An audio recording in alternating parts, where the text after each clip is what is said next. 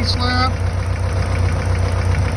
I had to replace piston number 4 because it had a broken ringland. Cylinder was fine.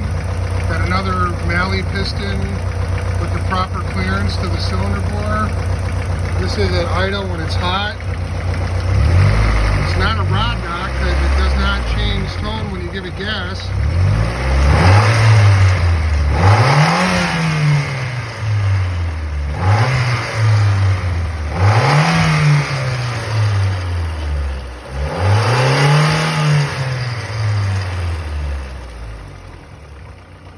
Plenty of oil pressure at idle.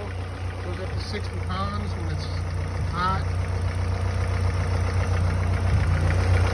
Any suggestions?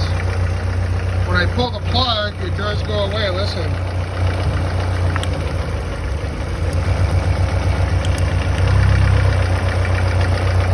Is that the infamous Chrysler wrist pin knock? Let me know. Thanks.